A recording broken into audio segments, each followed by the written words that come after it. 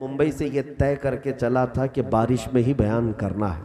सुभान अल्लाह। और अगर रब तबारक व ताला चाहे तो आप इस इम्तिहान के लिए तैयार रहेंगे इंशाअल्लाह। इंशाअल्लाह। सुन्नियों के लिए तूफान और आंधियां उनके अज़्म और हौसले को नहीं तोड़ सकती। मोमिन कभी हालाते ज़माना की शिकायतें नहीं करता।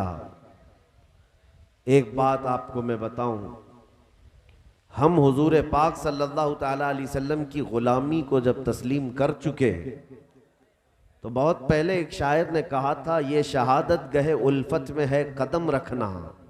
लोग आसान समझते हैं मुसलमान होना, इतना आसान भी नहीं है। अगर हुजूर की गुलामी का दावा करते हो तो फिर इम्तिहान के लिए भी तैयार रहो। कभी ज़माना तुम्हारी दौलत का इम्तिहान लेगा, कभी तुम्हारे सब्र का इम्तिहान लेगा।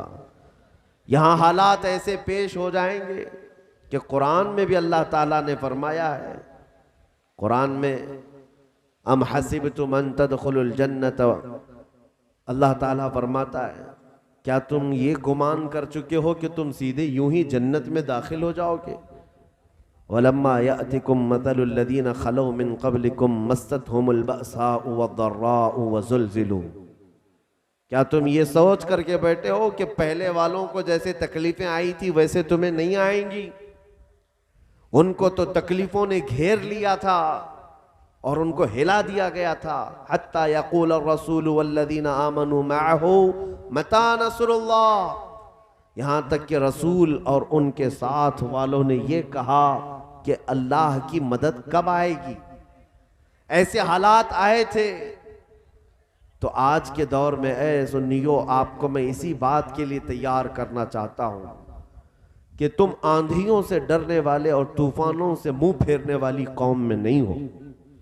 अगर तुम्हारा ईमान मजबूत है तो हर घड़ी हर इम्तिहान के लिए तैयार रहो। कभी तुम्हारे ईमान का इम्तिहान, अकीदे और अमल का इम्तिहान, और कभी तुम्हारे ख्वाहिशात पर कंट्रोलिंग का इम्तिहान होता रहेगा। आखिरी सांस तक तुम्हारे साथ इम्तिहान होता रहेगा और तुम्हें हर घड़ी इस इम्तिहान से निकलते रहना होगा। बारिशें तो मौसम के साथ आती हैं, ये अल्लाह ताला की रहमत है। बारिशों में जो जमा रह जाता है तब भी बात इतनी ही नहीं है कि बारिश में खड़ा रह गया, जमा रह गया। मेरे अजीजों, कुफ्फारों मुशरिकीन की तरफ से आने वाली आंधियों में भी अगर ईमान के साथ खड़ा रह गया है तो अल्लाह का वली है, उसको विलायत मिल जाएगी, अल्लाह तबारक व तआला का कुर्ब मिलेगा। इन आंधियों में इस्तिकामत के साथ खड़े रहने वाले के लिए मैं बात कर रहा हूं। कुरान में अल्लाह ताला ने तुम्हारे मुतालिक फरमाया, कुंतुम खैर उम्मतिन उखरिजत लिन्नास, तुम सबसे बेहतरीन उम्मत हो जो लोगों में निकाले गए हो। यानी लोगों में, इंसानों में सबसे बेहतरीन उम्मत अल्लाह ने अपने हबीब की इस उम्मत को बताया। तुम्हारा लक़ब है ये खैर उम्मत। वजह क्या है? तअमुरून बिल मारूफ व तनहौना अनिल मुनकर, तुम अच्छाइयों का हुक्म देते हो और बुराइयों से रोकते हो। अल्लाह ने हमारी ये सिफत बयान की है, व तुमिनून बिल्लाह, और तुम अल्लाह को बगैर देखे मानते हो। ये तीन बातें तुम्हारी आदत में है। तुम लोगों को अच्छाई का हुक्म देते हो, नंबर 2 बुराइयों से रोकते हो, नंबर 3 अल्लाह को बगैर देखे मानते हो। ये तीन चीजें तुम्हारे अंदर है या नहीं, आज तुम्हें देखना होगा। अपने अंदर झांक कर देखो, क्या मैं अच्छाइयों की बात कर रहा हूं लोगों के साथ, या लोगों को अच्छाई की तरफ बुला रहा हूं कि नहीं बुला रहा हूं? नहीं बुला रहे हो तो फिर खैर उम्मत का तुम हक अदा नहीं कर रहे हो। बुराइयों से तुम रोकते हो या नहीं रोकते हो? और अगर नहीं रोक रहे, छोड़ दिए जमाने के हालात के एतबार से, तुम भी ये सोचने लग गए कौन ये सब मुसीबत पालेगा, किसी को बोलो तो बुरा लग जाता है, मैं क्यों बोलूं, मैं अपना अच्छा हो जाऊं। तुमने अगर बुराइयों से रोकना छोड़ दिया है तो खैर उम्मत का हक अदा नहीं कर रहे हो। ये दो बातें आज तुम्हारे अंदर होना जरूरी है। अजीज़ान गिरामी वक़ार, मैं आपके सामने एक बात अर्ज करता हूँ। कई लोग इंटरव्यू में भी मुझसे ये पूछते रहे कि इन हालात में आप अलल ऐलान इस तरह सख्त बातें क्यों करते हैं। एक बात याद रखो मेरे अजीज़ हो, हुजूर पाक का अदना गुलाम होने की हैसियत से हम हक बात स्टेज पर ही नहीं, जालिम की छाती पर चढ़ करके भी बयान करेंगे। सुभान अल्लाह। क्योंकि हमारे खमीर में अल्लाह तबारक व तआला ने हक गोई अता की है। हुजूर का जो गुलाम होता है वो हालात से डर कर हक बात को छुपाया नहीं करता। मुझे एक बात आप बताओ, आप मुसलमान हैं, इस बात पर आपको फख्र है या नहीं है? बेशक बेशक सबको फख्र है। जिस बात पर हमें फख्र है फिर बोलने पर भी फख्र होना चाहिए। बोलने पर भी फख्र हो कि मैं मुसलमान हूं।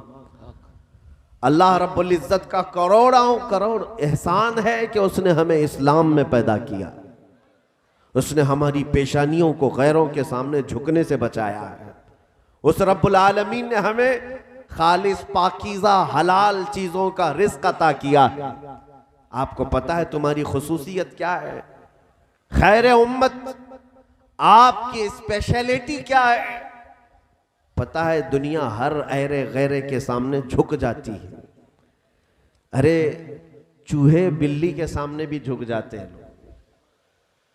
अपने न जाने कौन कौन सी चीजों के सामने लोग पेशानियां झुका लेते हैं। हत्ता कि मैं आपको बताऊं, जानवर तो रिस्क के सामने खाने के लिए भी झुक जाता है। जानवर सर झुकाकर खाता है। अल्लाह ताला ने इंसान को सर झुकाकर खाने वाला नहीं बनाया है, हाथ से उठाकर खाने वाला बनाया। क्यों? ये पेशानी रिज्क के सामने भी ना झुके, सिर्फ रज़्ज़ाक़ के सामने झुकेगी। सुभान अल्लाह। ये तुम्हारी खुसूसियत है कि अल्लाह ने तुम्हारी पेशानी को महफूज रखा। तुम्हारे गैरे के सामने सर नहीं झुकाते। और इस बात पर फख्र करो कि अल्लाह ताला ने मुझे एक खुदा के यकीन का जो अकीदा अता किया, ये उसका कितना बड़ा एहसान है, कितना बड़ा एहसान है। और लोग तो आज कंफ्यूज हैं, कौन से खुदा को पूजें, कौन से खुदा को छोड़ें। हुजूर पाक सल्लल्लाहु तआला अलैहि वसल्लम के एक सहाबी हैं, कहते हैं ईमान लाने के बाद, या रसूल अल्लाह सल्लल्लाहु अलैहि वसल्लम, ज़माने जाहिलियत में दो वाक़े ऐसे हैं जिनको एक वाक़े को याद करके मुझे रोना आता है और दूसरे को याद करके हंसी आ जाती है। सहाबी रसूल कह रहे हैं, हुजूर ने पूछा वो क्या है? कहते हैं रोना इस बात पर आता है कि इस्लाम लाने से पहले जब हमारे घरों में बच्चियां पैदा होती, लड़की पैदा होती, तो हम गर्दन मरोड़ करके उसे दफन कर देते थे। अल्लाह अकबर। ईमान लाने के बाद अब उन हालात को याद करके रोना आता है कि हमने जहालत के जमाने में न जाने कितनी लड़कियों को जिंदा दफन कर दिया। ये इस्लाम का एहसान है कि उसने बेटियों की अजमत बताई। बेशक बेशक। फिर पूछा गया कौन सा वाक़या है जिस पर आपको हंसी आ जाती है? कहा बात यह है कि हम जब सफर पर निकलते, हमारे कई खुदा होते थे। कोई हवा का अलग है, पानी का अलग है, जमीन का अलग, आसमान का अलग, बीमारियों के लिए अलग, घर में बाल बच्चों के लिए अलग, सबके अलग अलग खुदा बने हुए थे। वो कहते जब हम सफर पे जाते तो आटे के खुदा बना लेते थे, आटा गूंद करके उसी के बना लेते थे, क्योंकि जब घर पर रहते थे तो पत्थरों के बने हुए थे और वो भारी होते थे, उठाकर कहाँ कहाँ ले जाएं, और एक हो तो ले जाएं, 100 हैं कहाँ कहाँ उठाएंगे। तो हम आटे के बनाकर ले जाते थे। वो कहते हैं आटे के बनाकर लेकर तो जाते थे सफर में, और कभी अगर हमारा खाना खत्म हो जाता तो हम अपने ही खुदा का कभी हाथ तोड़ के खा लेते, कभी पैर तोड़ के खा लेते, कभी उसकी गर्दन को पकाकर खा लेते थे। तो वो सहाबी कहते हैं आज ईमान लाने के बाद उस वाक़े को याद करके हंसी आती है कि कैसी जहालत के ज़माने में थे। अल्लाह का कितना करोड़ा एहसान है कि उसने करोड़ों से निकाल कर एक की बारगाह में ले आया है। अल्लाह सुभान। और ये मेरे मुस्तफ़ा करीम सल्लल्लाहु अलैहि वसल्लम की उम्मत में होने का शरफ है आपको। अजीजा ने गिरामी वकार, क्या ये अल्लाह का एहसान नहीं है तुम पर? तुम इस बात पर जितना फख्र करो वो कम है। लोग अपनी प्रॉपर्टियों पर, अपनी जायदाद पर, अपने मनसब पर, अपनी कुर्सी पर फख्र करते हैं। मैं कहता हूं सिर्फ तुम्हें निस्बत मुस्तफ़ा पर फख्र हो। सुभान अल्लाह। इस्लाम तुम्हारे साथ है, इस बात पर फख्र हो। दीन इस्लाम अल्लाह ने तुम्हें अता किया, इस बात पर फख्र हो। कुरान कहता है वमन यब्तगी गैरल इस्लामी दीनन फलन युक़बल मिन वहुव फिल आखिरति मिनल खासिरीन। जो इस्लाम के अलावा दूसरा दीन लेकर के आया क़यामत के दिन, अल्लाह फरमाता है हरगिज कबूल नहीं किया जाएगा और वो घाटे में होगा। ऐ सुन्नियो, अल्लाह का शुक्र बजा लाओ कि उसने तुम्हें मुसलमान बनाया, उसने तुम्हें एक खुदाए वहदहू ला शरीक की इबादत का कायल बनाया है। और एक बात मैं आपकी बताऊं, हमारी खुसूसियत, अक्सर ऐसा होता है कि मुसलमानों को खुद अपनी वैल्यू नहीं मालूम है, अपनी हैसियत नहीं जानते। पूरी दुनिया भर में घूम करके देख लेना, जितने भी धर्म हैं, जितने भी दीन हैं, जितने भी मजहब हैं, सबों ने अपने अपने खुदा की कोई ना कोई तस्वीर बनाई है। सबके इबादत खानों में उन खुदाओं की तस्वीरें बनी है जिसके सामने झुकते हैं। तन्हा मुसलमान ये कौम है, करोड़ों मस्जिदों में भी कहीं खुदा की तस्वीर कहीं है? कहीं किसी मस्जिद की दीवार पर खुदा की तस्वीर बनी है? अल्लाह की कोई तस्वीर नहीं बनी। और ये तुम्हारी स्पेशलिटी है कि बगैर देखे उस रब्बुल आलमीन को जब अल्लाहु अकबर कह दिया जाता है सर झुका लिया जाता है।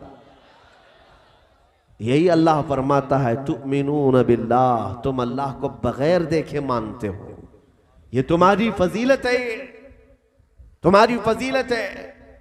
अल्लाह करीम की बारगाह में सर झुकाने वाली ये करोड़ों की कौम कभी अपने इमाम से, मस्जिद से जाकर झगड़ा तो करती है।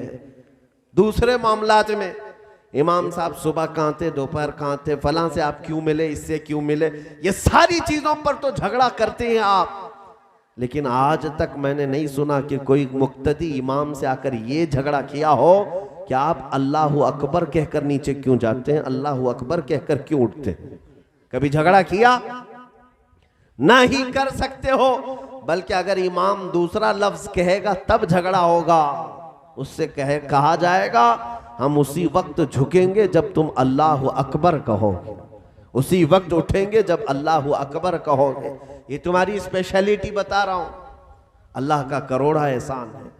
उस पर मजीद ये है तवज्जो कि अल्लाह ताला ने तुम्हें खाने पीने के लिए भी इस रुए जमीन पर मौजूद हलाल और पाकीज़ा चीजों का हुक्म अता किया। तुम्हें ये नहीं कहा गया है कि जो मन में आ जाए सब उठाओ और खा लो। कीड़े मकोड़े, कचरा, फुजला, ये सब खाने का तुम्हें हुक्म नहीं है। इंसान को अल्लाह तबारक व तआला ने जब अशरफुल मखलूकात बनाया और तुम उम्मत मुस्तफ़ा हो तो इस बात पर फख्र करो कि अल्लाह ताला ने तुम्हारी जुबानों को भी हलाल चीजों से, पाक चीजों से रिज़्क़ अता किया है। यह हकीकत है या नहीं? क्या मुसलमान शराब पी सकता है? सबको पता है ना। अरे सिर्फ अकल उससे जाया होती है, इसलिए उसे पीना मना कर दिया गया। मुसलमान मरी हुई चीज नहीं खा सकता, मुसलमान खून नहीं पी सकता, नापाक चीज है। ये नापाक चीजों से अल्लाह ताला ने तुम्हारी जुबान को बचा रखा। और हद तो यह है कि रब तबारक व तआला का इस बात पर शुक्र बजा लाओ कि अल्लाह ने तुम्हें दूध पीने वाला बनाया है, पेशाब पीने वाला नहीं। हाँ, दूध पीने वाली कौम है। अल्लाह का करम है कि हम पाकीज़ा और हलाल चीजें खाते हैं। हम वो नहीं है जो गोबर को कोहे नूर बोलते हैं। अल्हम्दुलिल्लाह, दुनिया की थोड़ी बहुत शुद्ध बुद्ध रखने वाली कौम भी कहेगी, अक्ल रखने वाली कौम भी कहेगी, मियाँ क्या खाने की बात कर रहे हो, क्या खाने की बात कर रहे हो, क्या पीने की बात कर रहे हो, कुछ तो अकल का इस्तेमाल करो। हद हो गई। बहरहाल मैं जिहालत की बात कर रहा हूं, अल्लाह सबको हिदायत अता फरमाए। लेकिन तुम्हारे लिए क्या उस रब्बुल आलमीन ने तुम्हें एक खुदा की इबादत पर लगाया, तुम्हारे लिए कहीं पर भी झुकना जायज है? सजदा किसी के लिए जायज नहीं, हत्ता कि नबियों के लिए भी, अपने आका रसूल करीम सल्लल्लाहु अलैहि वसल्लम के लिए भी सजदा करना जायज नहीं है। ना अपने पीर के लिए, ना अपनी माँ के लिए, ना अपने बाप के लिए, ना किसी वली के लिए, ना किसी कब्र के लिए, ना किसी बड़े से बड़े वली कामिल के लिए। ताजीम सबके लिए है, सजदा सिर्फ अल्लाह के लिए, इबादत सिर्फ अल्लाह की होगी, सजदा किसी के लिए। क्योंकि ये पेशानी को अल्लाह ने इतना मुकद्दस बनाया है, ये किसी के लिए नहीं रखा गया है। याद रखना, तुम अपनी पेशानी किसी जगह नहीं झुकाना। दिल झुका सकते हैं ताजीम के तौर पर, हम अपने औलिया कामिलीन के आस्थानों पर। बाज लोग ये हम पर एतराज करते हैं कि ये सुन्नी सब जो है कब्र पूजवा होते हैं, ये कब्रों की पूजा करते हैं। कुछ बगैर इल्म के लोग झुक गए तो इस पर सुन्नियत को सवाल के कटहरे में न खड़ा किया जाए। वो अल्लाह रब्बुल इज्जत की इबादत के कायल हैं, ये उनकी जिहालतें ना मालूम होने की वजह से झुके होंगे, लेकिन वो अल्लाह के वली के आस्ताने की ताजीम करते हैं, इबादत नहीं करते। किसी वली को आप खुदा मानते हैं? किसी वली को खुदा मानते हैं? बल्कि हम तो रसूल पाक को भी खुदा नहीं, उनकी विलादत का दिन मनाते हैं। अल्लाह की विलादत का दिन है क्या? नहीं है। और हुजूर की विलादत का दिन है। मीलाद मना करके हम ये साबित करते हैं कि हमारे रसूल पैदा हुए थे, वो खुदा नहीं थे, वो पैदा हुए थे। और खुदा वो है जो पैदा लम यलिद वलम यूलद, ना वो किसी से पैदा हुआ और ना उससे कोई पैदा हुआ। हाँ, रसूल पैदा हुए। मैं मानता हूं ऐ अक्ल वालों, मेरा मोहम्मद खुदा नहीं है, मगर दिलों में ये नक्श कर लो कि वो खुदा से जुदा नहीं है। हमारा अकीदा ये है, हमारी पेशानी किसी के सामने नहीं झुकती सिवाय रब्बुल आलमीन के। ये मजबूती के साथ रख लो, मजबूती के साथ। अब ऐ सुन्नियों, मैं ये बातें इसलिए अर्ज कर रहा हूं कि तुम्हें खैर उम्मत होने पर फख्र होना चाहिए। चाहे जितने भी बड़े मर्तबे वाला आए, मनसब वाला आए, तुम हो सकता है उसको अखलाकन इज्जत दे दो, ताजीम कर लो, लेकिन अपनी पेशानी सजदे के लिए हरगिज नहीं झुकाओगे। चाहे जितने चमत्कारी भी देख लो, जितने दज्जाल भी देख लो, सर किसी के सामने सर झुकाओगे? हाँ, ये नहीं कहना कि इतना चमत्कार देखा बाबा, तुम्हारे चरणों में सर दे दिया। नहीं, अकीदा तुम्हारा ये है, मेरे सामने तुम किसी मुर्दे को जिंदा भी करके दिखाओगे तब भी सजदा मैं रब्बुल आलमीन को करूंगा। सजदा किसको करूंगा? अल्लाह रब्बुल इज्जत को किया जाएगा। अरे जादूगर तो बड़े बड़े आते रहे हैं। हाँ, रस्सी डाल करके मूसा अलैहिस्सलाम के सामने लोगों ने सांप बनाए थे कि नहीं बनाए थे? कुरान में इसका जिक्र है। फिरौन के बड़े बड़े जादूगर आए थे और उन्होंने हजरत मूसा अलैहिस्सलाम का मुकाबला करना चाहा और छोटी छोटी रस्सियां लेकर के आए थे। मैदान में रस्सियां डाल दी, सब सांप बन करके दौड़ने लगी। अल्लाह ताला ने मूसा अलैहिस्सलाम से कहा, तुम भी अपनी लकड़ी डाल दो, अपना असा जमीन पर डालो।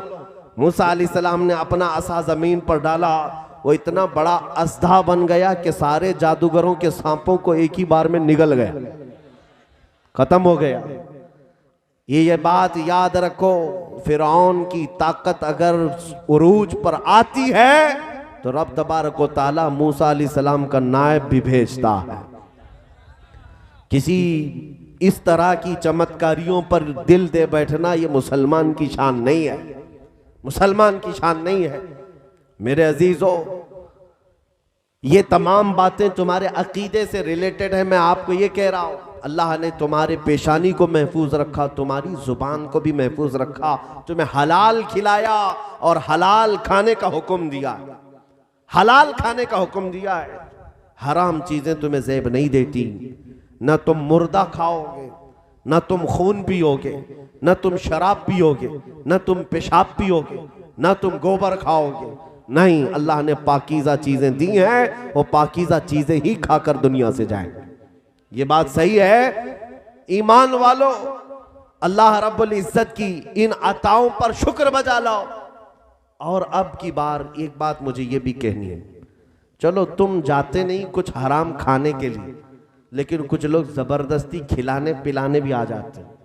एक साहब आए, उन्होंने कहा पेट में बहुत दिनों से दर्द था, तकलीफ थी, बीमारी चल रही थी, कई जगह इलाज करवाया, और एक साहब जो इलाज करते थे जड़ी बूटियों का, उनके पास गए तो उन्होंने कहा गाय का पेशाब पीना पड़ेगा।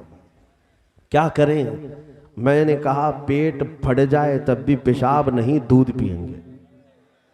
इसलिए कि आज तुम्हें आए हुए इन नई बातों पर यकीन हो जाता है कि ये पी लेंगे तो पेट सही हो जाएगा। मैं तुझे बताता हूं, जिस बाबा ने तुझे पेशाब पीने के लिए कहा है उसे पेशाब मुबारक हो। मेरे मुस्तफ़ा ने हमें शहद खाने के लिए कहा है, और कुरान कहता है फीही शिफाउल लिन्नास, उसमें इंसानों की शिफा है।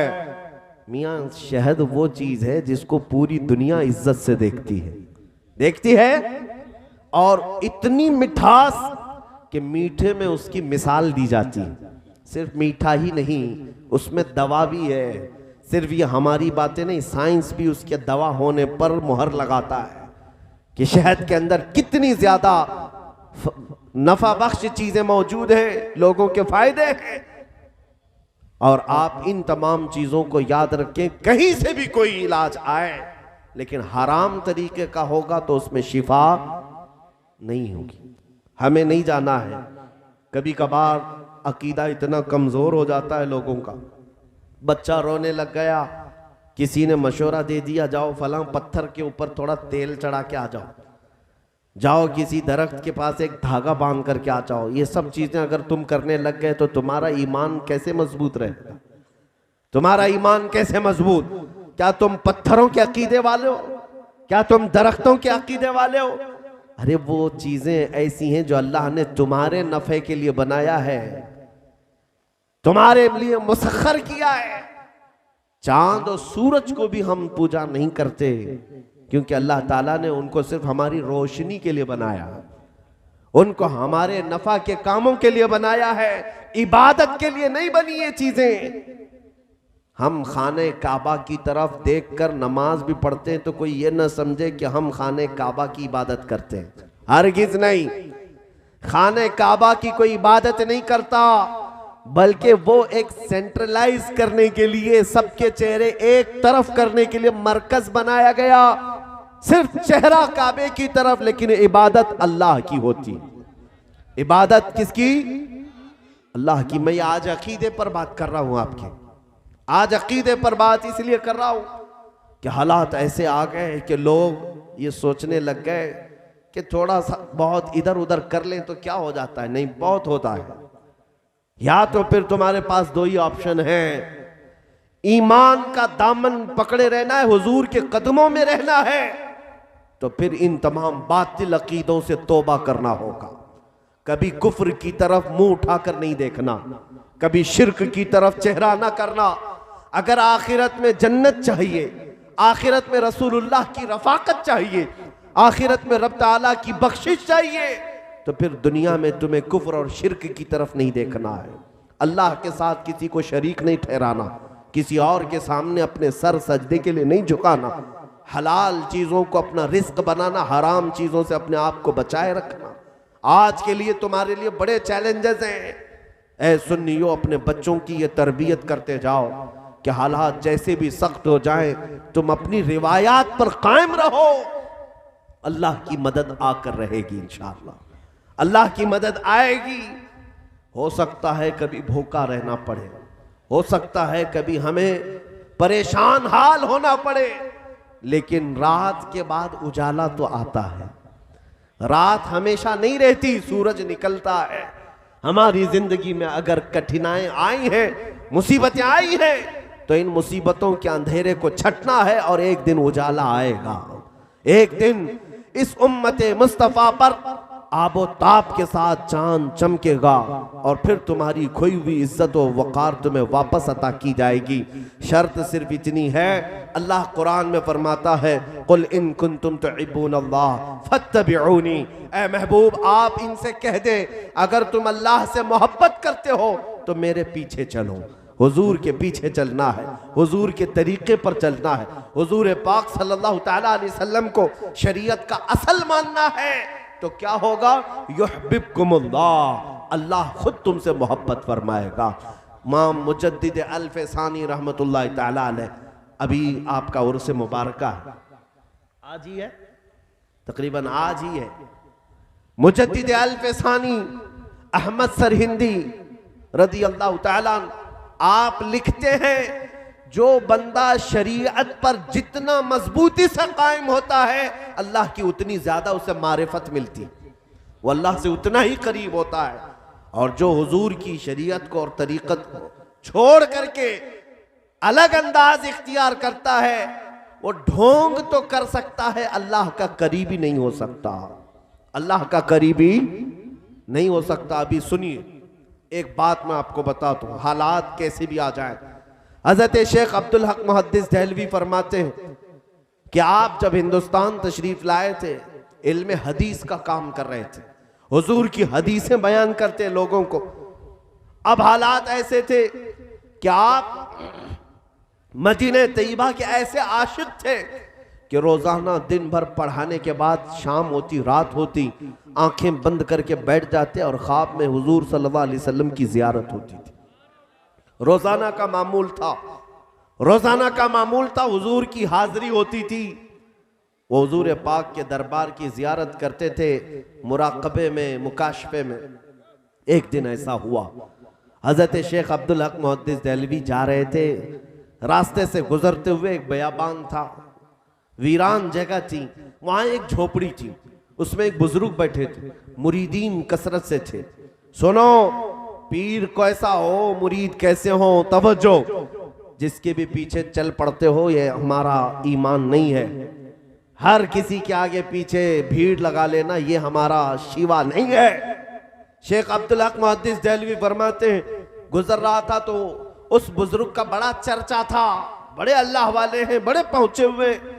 मुरीदीन हमेशा जमा हो रहते थे और एक झोपड़ी में वो बैठे हुए। फरमाते हैं मुहद्दिस देहलवी कि मैं जब वहां से गुजरा तो मुरीदीन से उनके पूछा, क्या मेरी भी मुलाकात हो जाएगी? कहा, आइए हम आपकी मुलाकात करवाते हैं। अंदर ले गए, वो एक पलंग पर विराजमान थे, बैठे हुए थे और उनके इर्द गिर्द मुरीदों का जमघटा था। वो आंखें बंद किए लोगों को कुछ नसीहतें कर रहे थे, बड़े पहुंचे हुए बुजुर्ग। तवज्जो, शेख मुहद्दिस देहलवी फरमाते, मैं करीब जाकर बैठ गया। तसव्वुफ की बातें थी, मारिफत की बातें थी, सब ठीक था। थोड़ी देर के बाद उनके बगल में खड़ा एक मटका भरा हुआ था, उसमें शराब रखी हुई थी और प्याला भर भर करके वो सबको पिला रहे थे। और पीर साहब के पास भी वो प्याला पहुंचा, आपने वो पीना शुरू किया और फिर शेख मुहद्दिस देहलवी को कहा कि आप भी पी लीजिए, आप भी मेहमान हैं। आपने कहा, शराब हराम है शरीयत मुस्तफा में, मेरे आका ने हराम फरमाया है, आप कैसे पी रहे? मुहद्दिस देहलवी ने जब ये कहा तो उस पीर साहब ने कहा, पी लो, ये अलग शराब है। ऐसी बातें करते हैं आज, तरीकत की शराब है, हाँ मारिफत की शराब है, आप पी लो। मुहद्दिस देहलवी ने कहा, हरगिज नहीं, मैं शरीयत मुस्तफा से रूगर्दानी नहीं करूंगा। तवज्जो, झट से पीर साहब ने क्या कहा जानते हैं? मौलवी साहब, पी लो शराब, वरना रोजाना रात को जो जियारत करते हो हुजूर पाक की, वो मैं बंद करा दूंगा। अब बात क्या हो गई? शेख मुहद्दिस देहलवी का ये राज था, रोजाना वो हुजूर की बारगाह में जो हाजिरी देते थे, रात को आंखें बंद करके हुजूर की जियारत करते थे, ये किसी को नहीं मालूम। पीर साहब बता रहे हैं, बुजुर्ग कह रहे हैं, शेख मुहद्दिस देहलवी से, मौलवी साहब पी लो, मैं जो शराब दे रहा हूं, वरना जो रोजाना जियारत करते हो बंद करा दूंगा। अब ऐसे वक्त में कितना सख्त इम्तिहान है ये, क्या करे आज मेरे दिल की बात जान गया। हाँ, अभी तो एक छोटे दज्जाल की चिट्ठी पर लोग बिक जा रहे हैं। हाँ, सिर्फ चिट्ठी में आ रहे, मैं बताता हूं ये क्या लेके आया, वो क्या लेके आया, हमारी शरीयत क्या कहती है। सुनो, पीर बोल रहा है कि रात को जो तुम जियारत करते हो रोक दूंगा। मुहद्दिस देहलवी कहते हैं, एक तरफ मेरे दिल के हालात जान रहा है और एक तरफ शरीयत के खिलाफ करने का हुक्म दे रहा है, क्या करूं, पी लूं या छोड़ दूं। आखिरकार इश्क मुस्तफा ने जवाब दे दिया। मुहद्दिस देहलवी कहते हैं, मैं ये मामला हुजूर की बारगाह में ही रखूंगा। जब मेरे आका आपने शराब हराम करार दे दिया है तो मैं एक कतरा भी जुबान पर लगा नहीं सकता। वापस वहां से उठकर चले आए। इतनी बात तो हो गई, लेकिन मेरे अजीजों, उस बाबा ने सिर्फ ढकोसलेपन से तीर नहीं चलाया था अंदाजे में। जब रात का वक्त हुआ, शेख मुहद्दिस देहलवी अपने मामूल के मुताबिक बैठकर आंखें बंद करके बारगाह मुस्तफ़ा की हाजिरी करना चाह रहे थे, तो देखा वही झोपड़ी वाला पीर उनकी आंखों के सामने खड़ा है। कहता है, मौलवी साहब, क्या मैंने नहीं कहा था मेरे हाथ की दी हुई शराब पी लो, वरना मैं तुम्हारी ये जियारत बंद करा दूंगा, मैं तुम्हारी जियारत नहीं होने दूंगा। अब और बड़ा इम्तिहान है। कह दिया था दिल की बात, वो तो ठीक थी, लेकिन यहां तो आंखों के सामने खड़ा हो गया है, मुझे तो जियारत भी नहीं होने दे रहा है। आप उस वक्त भी जमे रहे अपने दीन पर। कहा, मैं शराब तो नहीं पीऊंगा। रात गुजर गई, दूसरा दिन आप हदीसें पढ़ाते हैं, फिर रात को हुजूर की जियारत के लिए बैठे। आज फिर वही हाल, बाबा फिर से खड़ा है। कहा, पी लो, मेरी बात सुन लो। आपने कहा, नहीं पीऊंगा, नहीं पीऊंगा। दूसरी रात भी गुजर गई, हुजूर की जियारत नहीं। एक आशिक सादिक जो रोजाना हुजूर की जियारत करता हो, उसको जब कोई रोक दे तो उसका सबसे बड़ा इम्तिहान है। दिल तड़पने लग गया, आहें निकलने लग गई। तीसरी रात थी। शेख मुहद्दिस देहलवी कहते हैं, आज अगर हालात वैसे ही हुए तो फिर मैं तो मर जाऊंगा बगैर हुजूर के। ये सिसकियां लेकर बैठे और पुकारा मेरे आका को, या रसूल अल्लाह अगिसनी, मेरे आका मदद करें, मैं आपकी शरीयत पर चलना चाह रहा हूं और ये मुझे शराब पिलाना चाह रहा है, कौन हक पर है। हुजूर की बारगाह में अभी आंखें बंद किए थे, वो बाबा आ रहा था, सामने था। अचानक धुआं जैसा उड़ा और ये बाबा जो था धुआं में उड़ गया और हुजूर की कब्र अनवर से आवाज आई, उखरुज या कल्ब, ऐ कुत्ते हमारे दरबार से निकल जा। और शेख मुहद्दिस देहलवी की तरफ आवाज आई, अब्दुल हक, तुम अपने इम्तिहान में कामयाब हो गए, आ जाओ, आ जाओ।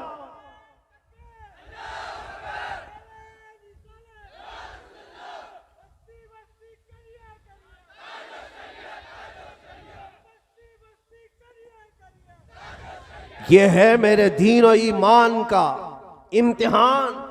शेख मुहद्दिस देहलवी शादां व फरहां खुश हो गए। अरे बारगाह मुस्तफ़ा की अब हाजिरी 2 दिन के बाद मिली है। एक आशिक सादिक की आंखें चमक गई, दिल जो बेकरार था करार में आ गया, चैन सुकून में आ गए।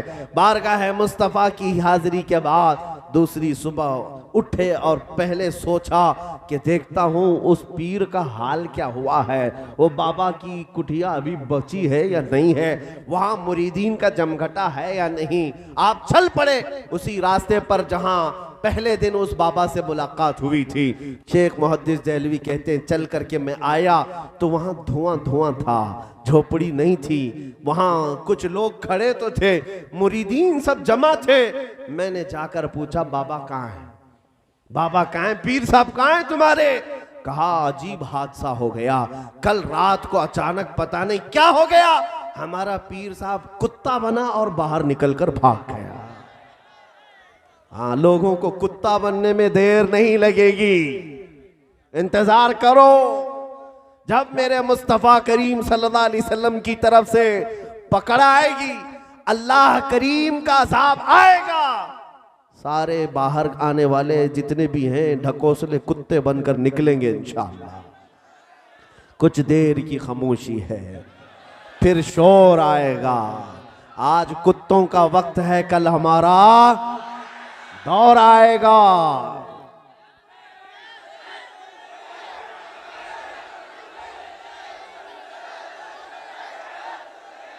लब्बैक या रसूल अल्लाह।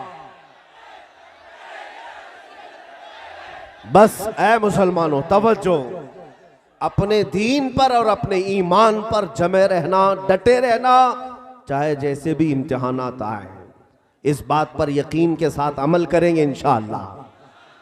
और ऐ सुन्नियों, हम तो करबला वाले हैं या नहीं? हाँ, हमारा ताल्लुक वो यजीद को रहमतुल्लाह अलैह कहने वाले जोकरों से नहीं है, हमारा ताल्लुक हुसैन आजम की कदम, उनके कदमों के जर्रों से वाबस्ता है अल्हम्दुलिल्लाह।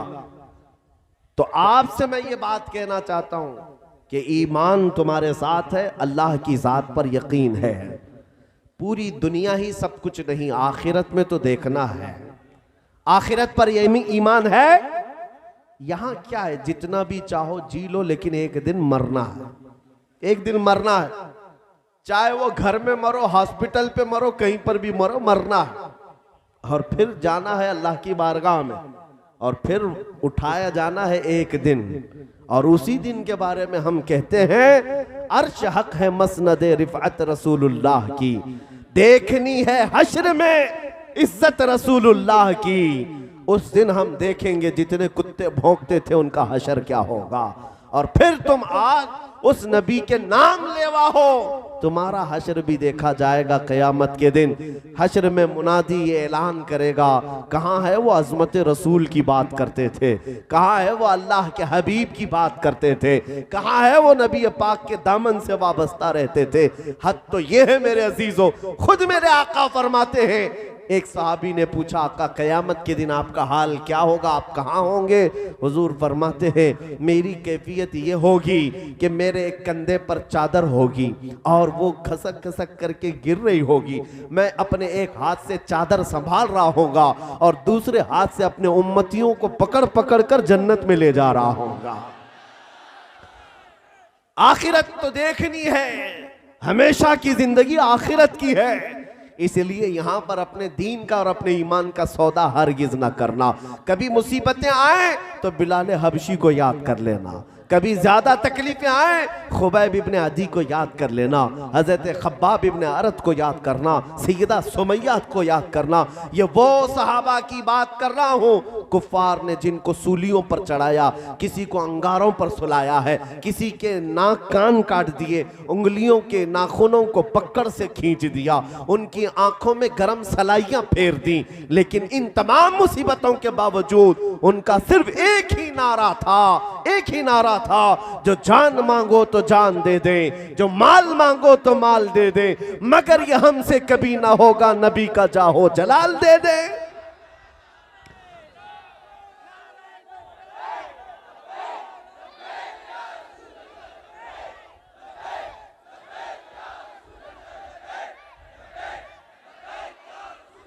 मेरी तकरीर का मतलब ये नहीं होता।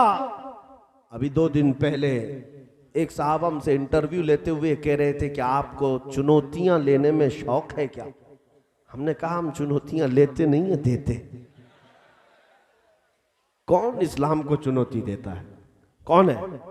बहरहाल मैं आपसे ये कहता हूं, मेरी तकरीर का मतलब ये नहीं है कि मैं आपको हवा भर भर करके भेजूं कि जाओ दूसरी कम्युनिटी को छेड़छाड़ करो, किसी को परेशान करो, हरगिज नहीं। हमारा मकसद ये नहीं है। हम हिंदुस्तान में सदियों से जीते आए, हम किसी के कत्ल गारत, किसी के तहस नहस करने के मशवरे तो नहीं देते और ना ही खुफिया प्लानिंग करते हैं। हाँ, बात इतनी करते हैं कि हम सबके साथ जीते हैं, लेकिन अगर कोई कुत्ता हुजूर की तरफ भौंकने लगे तो फिर उसकी गर्दन भी पकड़ते हैं और उसकी जुबान को भी पकड़ते हैं। जब तक हो मुझे गालियां देना है दे ले, मेरे माँ को मेरे बाप को कोसना है कोस, मेरे खानदान को बुरा भला कहना है कह ले, लेकिन हुजूर की तरफ अगर उंगली उठाया तो फिर हम जवाब देते रहेंगे, क्योंकि ये हमारा ईमान है। और इस वक्त भी खामोश रहना ये बेगैरती की सबसे बड़ी मिसाल है। वो आदमी सबसे बड़ा बेगैरत है जो रसूल पाक सल्लल्लाहु अलैहि वसल्लम के लिए गैरतमंद नहीं हो सकता। जो हुजूर के लिए गैरत नहीं रखता वो सबसे बड़ा बेगैरत है।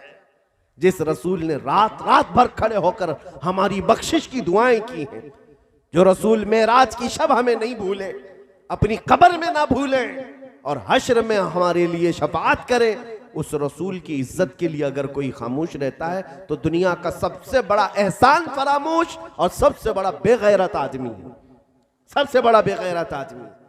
बहरहाल मेरा मैसेज तो आज सिर्फ आपके लिए इतना ही था कि इम्तिहानात आएंगे। शेख अब्दुल हक मुहद्दिस देहलवी की हिकायत में तुम्हारे सामने इसलिए रखा कि अगर तुम्हारी जिंदगी में कभी कोई इस तरह के आहे कहे कि मैं तुम्हारे दिल के हालात जानता हूं बताता हूं, तो पागल मत हो जाना। हाँ, और अभी तो बाबाओं का तो ऐसा धंधा, इतना बड़ा बिजनेस है, इतना बड़ा बिजनेस है। मुंबई तो बाबाओं की कान है, उनकी दुकानें इतनी बड़ी बड़ी हैं, आप देख करके हैरत में रह जाएंगे। और सबसे ज्यादा शिकार इन बाबाओं की औरतें होती हैं। साइकोलॉजी, नफ्सियात पर इतना इनका कंट्रोल होता है। और दो तीन बातें तुम्हारी लगती हुई कहें जो कॉमन हर एक की जिंदगी में रहती हैं, और तुम कहते अरे मेरे तो दिल की बात जानता है। मैं आपकी कई चीजें ऐसी बता सकता हूं जो आपने मुझसे शेयर नहीं किया। आओ बैठो, मैं थोड़ी देर में आपको बताऊंगा, लेकिन इसका मतलब ये नहीं कि मैं गैब का इल्म जानता हूं, बल्कि ये वो चीजें हैं जो कॉमन हैं, सबके साथ होती हैं, सबके साथ होती रहती हैं। और इन बातों पर तुम दिल दे बैठते हो। ऐसी चीजों की वजह से ईमान खराब होता है, दीन खराब होता है। आप हरगिज इन बातों पर यकीन ना करेंगे। हाँ, आपका मुक्तदा वो है, आपका लीडर वो है जो हुजूर के पीछे चल रहा हो, जो रसूल पाक की तरफ ले जाता हो, फिर उसके पीछे चलने में कोई हरज नहीं, क्योंकि बखुदा खुदा का यही है दर, नहीं और कोई मफर मकर जो वहां से हो यहीं आके हो, जो यहां नहीं तो वहां नहीं। हुजूर का दरबार छोड़ करके कोई दरवाजा है? हमारे अल्लाह तक पहुंचने के लिए वही दरवाजा है। शरीयत मुस्तफ़ा को थामना होगा, उस रास्ते पर चल करके ही अल्लाह तक पहुंचोगे। और अगर कोई कहता है शॉर्टकट जाएंगे, तो फिर शॉर्टकट गिरेगा भी और शॉर्टकट मरेगा भी। इसलिए कि आला हजरत फरमाते हैं, या रसूल अल्लाह, जो तेरे दर से यार फिरते हैं, दर बदर यूं ही खार फिरते हैं। जो हुजूर को छोड़ करके इधर उधर भागता है तो फिर वो जिल्लत और खारी का शिकार होता है।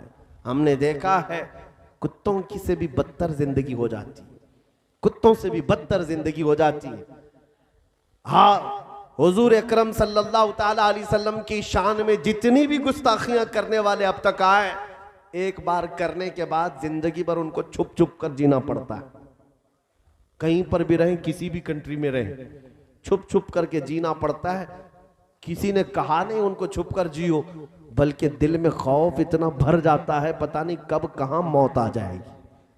8 साल का भी मुसलमान का बच्चा उनके सामने जाए तो उनको एटम बम लगने लगता है। हुजूर की गुस्ताखी करने के बाद चैन और सुकून गारत हो जाता है। हुजूर पर भौंकने के बाद उन गुस्ताखों की जिंदगी ऐसी हो गई कि वो डर डर कर सहम सहम कर जीने पर मजबूर हो जाते हैं। डर लगता है, खौफ लगने लगता है। लेकिन मेरे अजीजों, हुजूर की अजमत बयान करने के बाद, हुजूर की वफादारी करने के बाद मैं अपना तजुर्बा बताता हूं, चैन और सुकून बढ़ ही जाता है, इज्जतें बढ़ जाती हैं।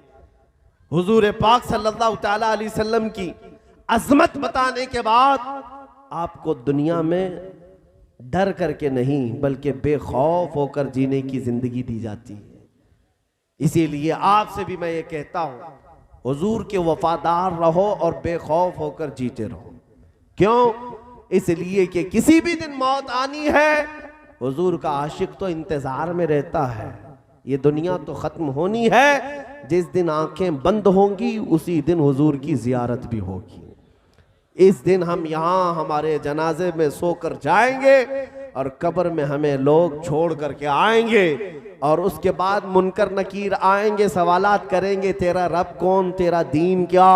और तीसरा सवाल जो करेंगे वो हुजूर को दिखाकर पूछेंगे इनके बारे में क्या कहता था। ऐ सुनियो, इसी बात से फिर मौत का डर भी निकल जाता है शबे गौर भी उसी गुल से मुलाकात की रात। हम फरिश्तों को उस दिन भी ये कहेंगे, अब तो पाए नाज से ऐ फरिश्तों क्यों उठूं, मर के पहुंचा हूं यहां इस दिल रुबा के वास्ते।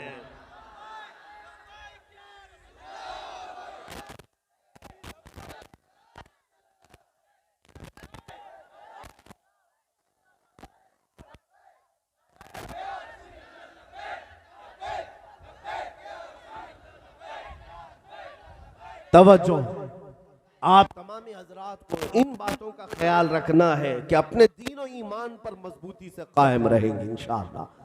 और एक बात मैसेज देता हूं, हालात रोज कुछ ना कुछ अखबार आते रहेंगे, ये बढ़ती जाएंगी चीजें।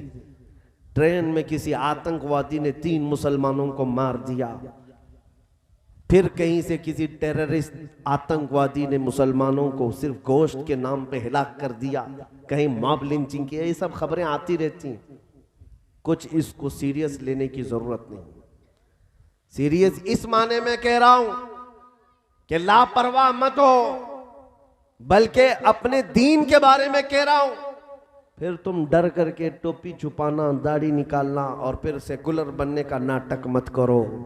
दुनिया तुम्हें अच्छी तरह पहचानती है, तुम हुजूर के गुलाम हो। दुनिया तुम्हें पहचानती है हुजूर के गुलाम है, और फिर पूरे गुलाम बनकर जीने में फिर खौफ क्या है, डर क्या है। अगर किसी जगह किसी भी गरीब मुसलमान को पकड़ करके मजबूर कर दिया जाता है और उसे मार मार कर, कभी हमने देखा किसी बुजुर्ग आदमी की दाढ़ी पकड़ कर मार रहे हैं, कभी किसी नौजवान को मार करके कहा जाए मेरे खुदा का नाम ले, मेरे खुदा का नाम ले। तुफ है, हैरत होती है, तुम किसी को पकड़कर मार मार कर कह रहे हो मेरे खुदा का नाम ले, मेरे खुदा का नाम ले। ये तो बिलाल हबशी के वारिसीन हैं, अंगारों पर सोकर भी कहेंगे अल्लाहु अकबर, अल्लाहु अकबर। अल्लाह सबसे, अल्लाह सबसे, अल्लाह सबसे। हम उस दिन सुने थे ये आवाज जिस दिन हमारी मां के पेट से हम बाहर आए थे। किसी ने कानों में अजान दी है कि नहीं दी है? हाँ, मौलवी साहब बच्चा पैदा होने के बाद पहले ही गोदी में लेकर कान में क्या पढ़ते हैं? अल्लाहु अकबर, अल्लाहु अकबर। सबसे पहला लफ्ज तुम्हारे कानों में क्या जाता है? अल्लाह सबसे बड़ा है, अल्लाह सबसे बड़ा है। तुम पैदा हुए थे ये सुनकर के आए थे मेरे अजीजों, और फिर जब होश आया हर मस्जिद से तुम्हें यही आवाज आती रही, हर मस्जिद से यही आवाज आती रही। और फिर जिस दिन मरेंगे हमारे जनाजे को बांध करके लाएंगे लोग, कफन से हमें हमारे लाशों को, और इमाम के सामने रखेंगे कब्र में। हम उस वक्त तक नहीं जाएंगे जब तक पूरी कौम पीछे खड़े होकर क्या कहेगी? अल्लाहु अकबर, अल्लाह सबसे। अरे हम आए थे तो अल्लाह को बड़ा कहते हुए और जाएंगे भी तो अल्लाह को बड़ा कहते हुए। जब हमें मालूम है अल्लाह सबसे बड़ा है तो फिर ऐरा गैरा नत्थु खेरा कीड़ा कहां से बड़ा हो सकता है? अल्लाह की ताकत कल भी थी, आज भी है, हमेशा रहेगी। अल्लाह हई और कयूम है, वो हम सब का खुदा बल्कि पूरी कायनात का पालनहार हकीकी है। आज इम्तिहानात हो रहे होंगे, हम निकलेंगे इन इम्तिहानात से, लेकिन एक बात याद रखो, हवाएं तेज आने का मतलब ये नहीं होता कि इस्लाम खत्म हो जाएगा। आंधियां तेज चलने का मतलब ये नहीं होता कि इस्लाम का वजूद खत्म हो जाएगा। अरे इससे बड़े बड़े चंगेज, हलाकू और न जाने कितने यजीद आए गए। इस्लाम जब भी लहलहाता था, आज भी लहलहा रहा है। इस्लाम तेरी नब्ज न डूबेगी हश्र तक, तेरी रगों में रवां खून है चार यार का। इस्लाम को खत्म करने वाले खत्म हो गए, मिट गए, मिटते हैं, मिट जाएंगे आदा तेरे। न मिटा है न मिटेगा कभी चर्चा तेरा, या रसूल अल्लाह रहेगा यूं ही, रहेगा यूं ही तेरा चर्चा रहेगा। पड़े खाक हो जाएं जल जाने वाले, तू घटाए से किसी के न घटा है न घटेगा। जब बढ़ाए तुझे अल्लाह ताला तेरा, इस्लाम की फितरत में कुदरत ने वो लचक दी है, जितना ही दबाओगे उतना ही वो उभरेगा।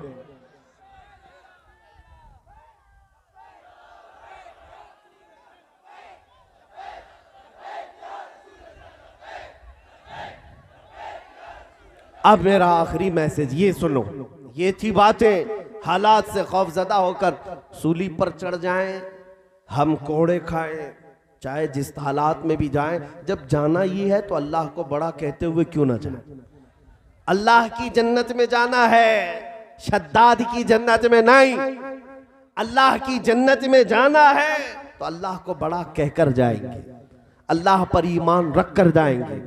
नौजवान हर घड़ी इस बात के लिए तैयार रहे, मुझे अगर कोई टुकड़े फेंक करके ये कहे ये ले ले और तेरा दीन छोड़ दे तो उसे टुकड़ों की तरह छोड़ देना। कहना इस तरह के बहुत सारी दुनिया में मैं ठोकरें मार दूंगा, भूखा रह लूंगा, लेकिन मेरे मुस्तफा की शरीयत से रूगर्दानी नहीं करूंगा। हुजूर से गद्दारी करोगे, हुजूर पाक से गद्दारी करोगे, नबी पाक सल्लल्लाहु अलैहि वसल्लम से गद्दारी हरगिज़ नहीं हो सकती। तो ये यकीन के साथ आज तुम्हें उठना है। कभी कभार नौजवान ये कहते हैं हमें रोजी नहीं मिल पाती, हमें जॉब नहीं मिल पाती, हमें हमारे नाम की वजह से, हमारी दाढ़ी की वजह से, हमारी टोपी की वजह से नौकरियों पर फर्क आता है। ए मोमिनो, ये इम्तिहानात हैं। यकीन पैदा करो, रज़्ज़ाक़ अल्लाह है जो चूंटियों को सुराख में रिस्क देता है, जो पानियों में मछली को रिस्क देता है। क्या वो अशरफुल मखलूकात को रिस्क नहीं देगा? मेरा इम्तिहान होगा, अगर मैं जमा रह गया तो मौला 70 दरवाजे मेरे लिए खोलेगा।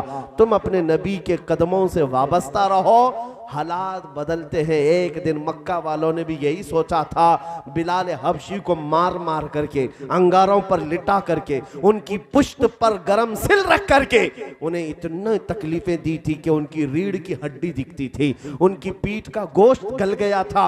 उस वक्त वो सोचते थे अब मरेगा, अब खत्म हो जाएगा, सब खत्म हो जाएगा। उनके पाँव में रस्सी डालकर बदमाश लड़कों के हाथों में दिया जाता, वो मक्का की गलियों में हजरत बिलाल को खींचते थे। ये हालात भी मक्का वालों ने देखे, लेकिन जब बिलाल हबशी को सैयदना अबू बकर सिद्दीक ने खरीद कर आज़ाद किया और हुजूर की गुलामी में ले आए, फिर हुजूर के साथ हिजरत करके मदीने चले आए। तवज्जो चाहता हूँ मेरे अजीजों, वो बिलाल हबशी का ज़माना जो मक्का में था खत्म हो गया। 6 साल के बाद जब रसूलुल्लाह सल्लल्लाहु अलैहि वसल्लम 10,000 सहाबा के साथ वापस मक्का तशरीफ ला रहे थे, तो ऐसे आए कि फातह मक्का बन करके आए। कोई एक आदमी भी मुकाबले का मौजूद नहीं था। रसूल पाक तशरीफ लाए, अक्सर वहां जितने थे कैदी बन के खड़े थे, जिन्होंने जुल्म ढाया था वो आज सर झुकाए खड़े थे। हुजूर पाक ने खाने काबा को बुतों से पाक किया। जानते हो उस दिन हरम पाक में पहली अजान दी जानी थी। पहली अजान के लिए रसूल पाक ने बिलाल हबशी से कहा काबे की छत पर चढ़ जाओ, काबे की छत पर चढ़ जाओ, वहां से चढ़ करके अजान दो। बिलाल हबशी ने अजान दी। जानते हो बड़े बड़े बुजुर्गों ने इसमें नुक्ता ये बयान किया, ये मैसेज देना था उन जालिमों को जिन्होंने बिलाल हबशी को मार मार करके ये सोचा था अब खत्म हो जाएगा, तब खत्म होगा। बिलाल अपने इम्तिहान में जमा रहा, अपने ईमान पर डटा रहा। अल्लाह ताला ने ऐसी इज्जत अता की कि आज मक्का फतह हो गया और काबे की छत पर चढ़ करके बिलाल अजान दे रहे हैं और दुनिया को ये बता रहे हैं आओ मुस्तफा की गुलामी में, काबा भी कदमों के नीचे है, काबे की छत के ऊपर चढ़ गए हो। काबे की छत के ऊपर चढ़ गए हो, इसलिए कि हुजूर की गुलामी में आए। ये बात को याद रखो मेरे अजीजों, हालात इस तरह के अगर आए, इंतजार करो, मेरा रब खुशादगी लाएगा, मेरा रब खुशहाली लाएगा। और जितने आंधियों में बहक गए वो खत्म हो गए, जो तूफानों में बहक गए वो कचरे की तरह चले जाएंगे। इसलिए जो ईमान वाले हैं वो हमेशा जमे रहेंगे, डटे रहेंगे, जो भी हो जाए हालात। अब यहां पर मैं अपनी गुफ्तगू को इस बात पर खत्म करता हूं। होता है आप लोग ये पूछेंगे हमसे कि आप इतनी बड़ी बड़ी बातें कह रहे हैं, जब हालात खराब हैं तो कौन आता है हमारी मदद के लिए? कोई नहीं आता। सारे लोग हाथ उठा लेते हैं, भाई तू नारे लगा रहा था लब्बैक लब्बैक कहकर पुलिस पकड़ के ले गई, जा तू झेल तेरे केस, कोई नहीं आता। ऐसे सवालात। मेरे अजीजों, आपके लिए, सबके लिए नसीहत, तुमने अपने नबी की मोहब्बत में पुकारा है हुजूर को, दुनिया के लिए पुकारा होता तो दुनिया का इंतजार करते, अपने नबी को पुकारा है तो अपने नबी का इंतजार करो।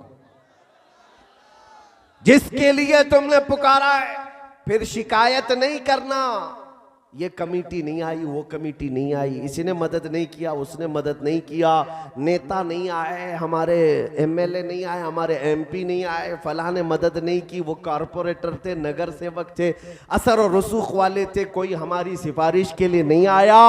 ये सब हीले बहाने छोड़ दो, इस अकीदे पर जम जाओ।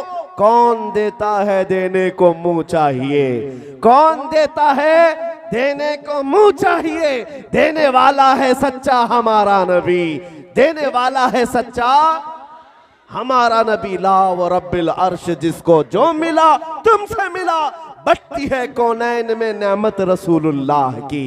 हुजूर से अगर तुम्हारा इश्क है तो ये इतनी बात याद रखना चाहिए, कोई तुम्हारे साथ है या ना है, कोई आए ना आए, मेरा मानना यह है कि अल्लाह का हबीब मेरे साथ है, मुस्तफ़ा करीम की मोहब्बत मेरे साथ है। इतनी दौलत तुम्हारे लिए बहुत बड़ी है, क्योंकि मेरे आका ने फरमाया जो दुनिया में जिससे सबसे ज्यादा मोहब्बत करता था, क़यामत के दिन उसी के साथ उठाया जाएगा।